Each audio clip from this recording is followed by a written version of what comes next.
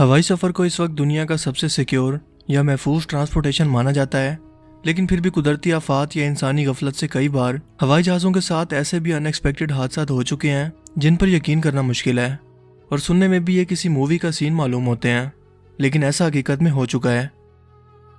ये 28 अप्रैल 1988 1:25 का वक्त है जब एक 19 साल पुराना अलोहा एयरलाइन का जहाज़ बोइंग 737 हीलो इंटरनेशनल एयरपोर्ट से होनोलुलु के लिए रवाना हुआ।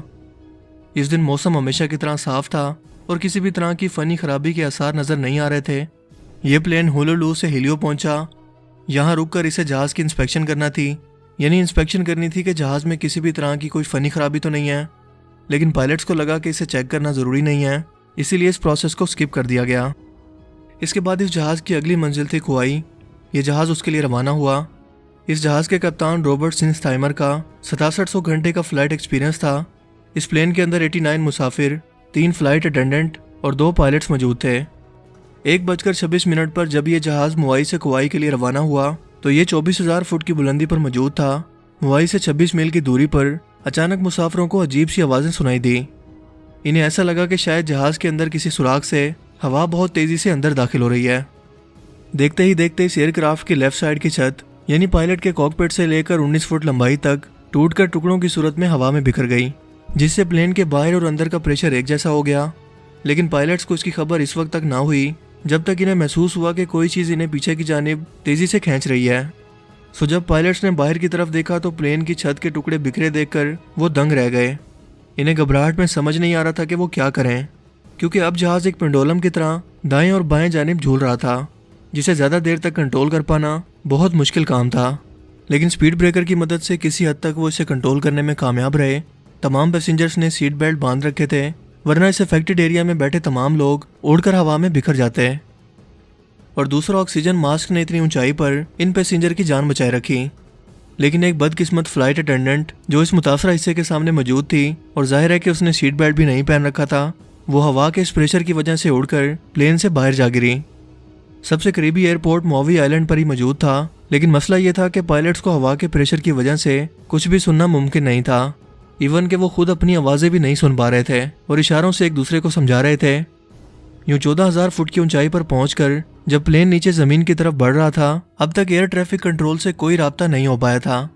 आखिरकार 10,000 फुट की बुलंदी पर पहुंचकर एयर ट्रैफिक कंट्रोल से राब्ता हुआ और इस जहाज़ को लैंडिंग की इजाज़त मिली।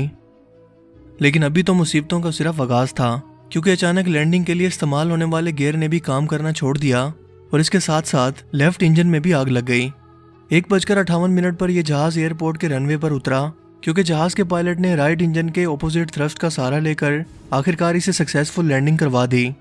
इस प्लेन के 65 मुसाफिर टूटे हुए डेब्रीज या जहाज़ के टूटे हुए हिस्से से जख्मी हुए, जो कुछ इलाज के बाद ठीक हो गए। इस हादसे के बाद ये प्लेन इस कदर डैमेज हो चुका था कि इसे डिसमेंटल कर दिया गया, या यूं कहें कि तोड़ फोड़ कर कबाड़ में बदल दिया गया। लेकिन बाद में इन्वेस्टिगेशन से ये पता चला कि यह प्लेन ज़रूरत से ज़्यादा लैंडिंग और टेक ऑफ कर रहा था, जो कि इस हादसे की मुमकिन वजह हो सकती है। इसके अलावा इस जहाज़ में सवार एक पैसेंजर का यह भी कहना था कि इसने प्लेन में सवार होते वक्त प्लेन के क्रैश वाले हिस्से को देखा था जहां एक क्रैक मौजूद था, लेकिन इसने जहाज़ के अमले को इन्फॉर्म करने के बजाय इसे इग्नोर कर दिया। लेकिन इस हादसे की वजह जो भी हो, यह एविएशन की तारीख का एक ऐसा वाक़या है जिसका कोई भी बुरे सपने के अंदर भी हिस्सा नहीं बनना चाहेगा। यकीनन इस बात का अंदाज़ा आप इन पैसेंजर की जगह खुद को रखकर बआसानी लगा सकते हैं। लेकिन ये तो कुछ भी नहीं है जो 15 जनवरी 2009 को शाम 3:24 पर एयरबस A320 के साथ हुआ, जो न्यूयॉर्क सिटी से नॉर्थ कैलिफोर्निया के लिए रवाना हुआ। 2800 फुट की बुलंदी पर पहुंचकर अचानक इस जहाज़ के सामने परिंदों का एक झुंड आ गया और इंजन की हवा की वजह से ये खिंचकर उसके अंदर जाने लगे। कुछ परिंदे तो निकलने में कामयाब हुए, लेकिन बाकी बचे परिंदे दोनों इंजन्स में फंस गए और उन्हें फेल कर दिया। इसमें मौजूद 150 मुसाफिरों की हालत का अंदाज़ा आप अच्छी तरह से लगा सकते हैं। सो जहाज़ आहिस्ता आहिस्ता ज़मीन की तरफ बढ़ने लगा। न्यूयॉर्क एयर ट्रैफिक कंट्रोल से राब्ता होने पर इन्हें तमाम सूरत हाल से आगाह किया गया और इन्हें बताया कि वो वापस लोगार्डी एयरपोर्ट पर आ रहे हैं, जहाँ से वो टेक ऑफ करके आए थे। लोगार्डी एयरपोर्ट 7 किलोमीटर दूर था। सो पायलट ने अंदाज़ा लगाया कि वहाँ तक पहुँचने से पहले ही जहाज़ ज़मीन से टकरा जाएगा, यानी कि न्यूयॉर्क शहर के अंदर क्रैश करेगा, जिससे जहाज़ के मुसाफिरों समेत कई बेगुनाह लोग भी मारे जाएंगे।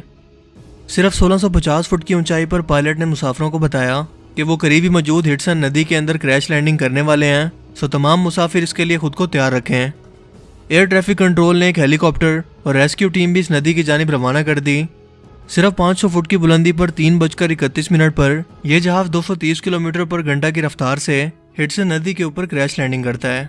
लेकिन खुशकिस्मती से इस कम रफ्तार की वजह से यह जहाज पानी में डूबने की बजाय इस पर तैरने लगा।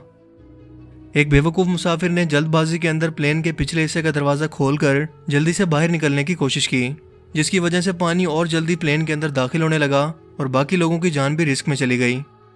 लेकिन रेस्क्यू टीम ने मौके पर पहुंचकर सभी लोगों को बचा लिया। इस हादसे के अंदर सिर्फ 5 लोग जख्मी हुए।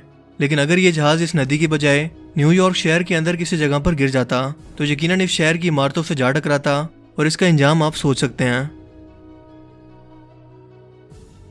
हर साल बर्ड स्ट्राइक की वजह से दुनिया भर के अंदर एविएशन इंडस्ट्री को अरबों डॉलर का नुकसान उठाना पड़ता है और ये हादसात मामूल की बात हैं। लेकिन आज भी हवाई सफ़र को दुनिया का सबसे सेफ ट्रांसपोर्टेशन मीडियम माना जाता है। लेकिन सवाल यह है कि परिंदे तो अपने नेचुरल इन्वायरमेंट में ही उड़ रहे होते हैं, जैसा कि वो हज़ारों सालों से कर रहे हैं। लेकिन इंसानों ने अपनी टेक्नोलॉजी की बदौलत हाल ही में हवाई जहाज़ ईजाद किए हैं। सो बर्ड स्ट्राइक के पीछे गलती किसकी है, परिंदों की या हम इंसानों की? अपनी कीमती राय का इज़हार कमेंट सेक्शन में ज़रूर कीजिएगा। अगर आपको ये वीडियो अच्छा लगा तो इसे लाइक कीजिए और दोस्तों के साथ भी इस इन्फॉर्मेशन को ज़रूर शेयर कीजिए। अब मैं मिलूंगा आपसे एक नई इंटरेस्टिंग वीडियो में। तब तक के लिए अपना बहुत सा ख्याल रखिएगा। Thanks for watching this video. अल्लाह हाफिज़।